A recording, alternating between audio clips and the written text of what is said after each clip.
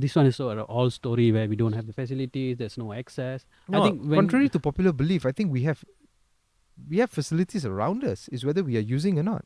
Mhm. Look, compare this conversation, say about 35, 40 odd years ago.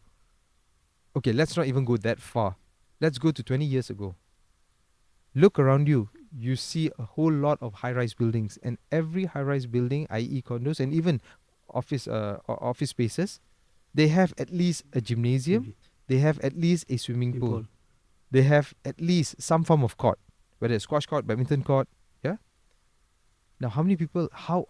And every resident in those unit actually pay a service maintenance fee. Now, how many of them actually use those facilities? That's number one. Number two, we talk about squash, for example. It's amazing that at the Asian Games, squash contributed a whole lot of the gold Big medals, chunk. correct? A chunk of it. But how many people actually play squash out there? I think there are more people who play football, who play badminton, who play a lot of other sports, and then squash. Squash. So now you imagine if more people actually played squash. Yeah, we can expand the talent pool, the following for the sports. Right. Um, Coming back for this squash, it's already in the LA 2028. Yeah. We have a foundation, might be not steady. We have number of players, but if I'm not mistaken, our players are early 20s, so they have 8 years around there, 4 years, 5 6 years to go. Do you see them being medal contenders or Yeah, of gold course, medalists? without doubt, simply because number one, age is on their side. But as you and I know in sports, anything can happen. A twisted ankle, a twisted knee can lead to We something we had bigger. we had Siva Sangari having an accident Correct. before the Commonwealth But Games. she provided us with a fairy tale ending, so we hope that this fairy tale of hers will continue until LA 2028. But yeah, having said that, I think I would just like to correct you in the form that I think, and I would like to believe that squash has got really good foundation, and it's not just based on this set of players. I think they've had a very good base for the longest time ever. Yeah, I think I need to mention the likes of Mary Ong, Major Maniam, and all these people. Yeah, they were part of that foundation, and we saw the likes of your Beng Hees and your Nick Cole and your Azlan Iskandar, and then followed by today we have Sivasangari and so many other players. Yeah, so there has been continuity. Yes, people like Nicole don't come by every day, but yet I would It's stress that there is continuity.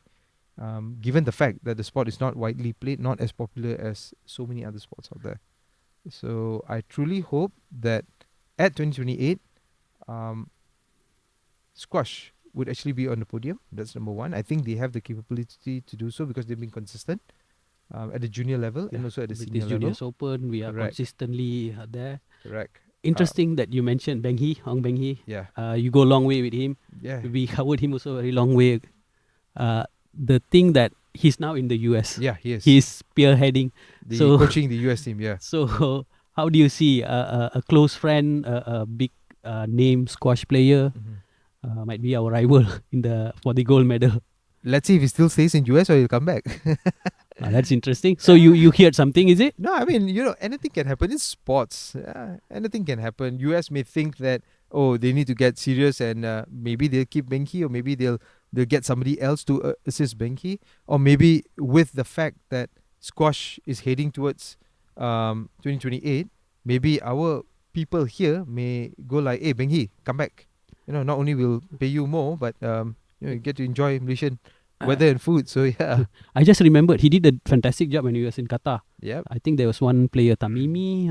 I can't recall his player. He was very much involved in creating a player. He has track record.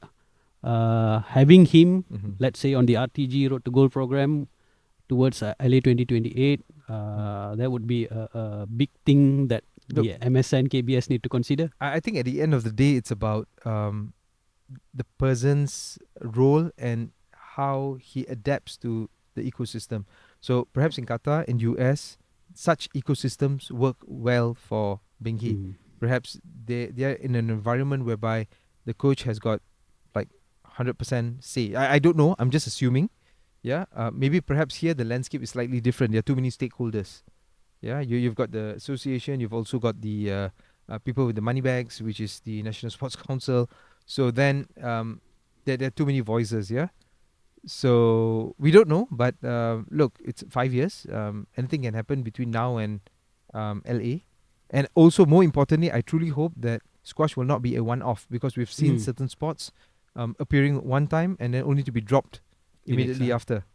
Yeah. So I believe US doing well. The Europeans are doing well. The Egyptian have they are still there. They are very strong.